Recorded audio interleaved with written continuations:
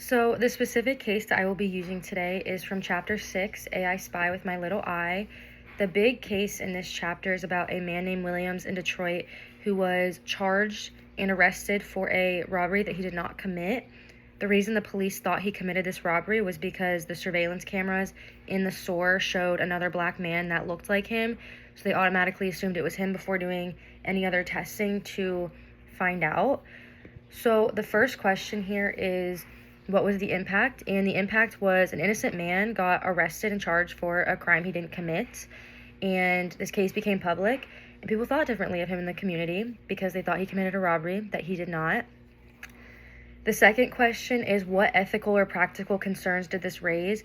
A big thing here was racial discrimination, racial bias. Williams said this himself, that to the police, like, surely you don't think all black men look the same.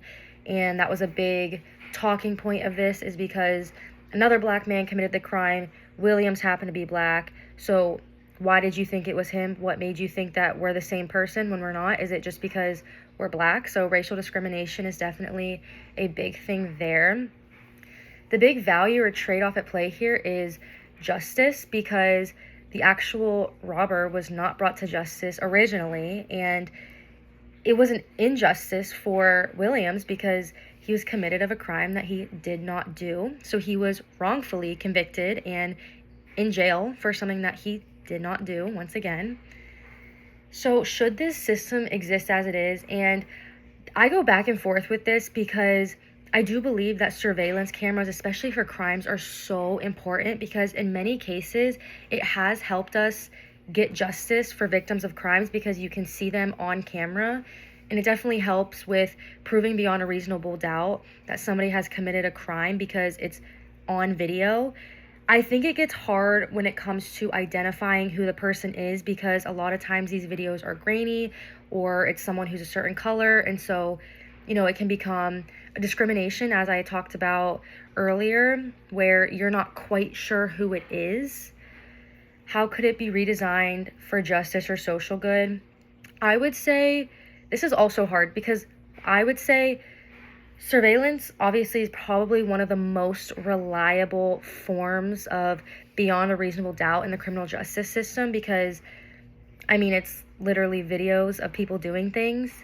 I would say you shouldn't be able to you should see that there should be other forms of identifying who it was that's not their face in the camera, because oftentimes, again, as I said, it's not clear, it's not them, it looks like someone that it's not, but it shows what they did. So if there's DNA evidence that proves that they're there and the perpetrator is denying the crime, then you have the DNA to show that they were there, but then you have the video to show what they did.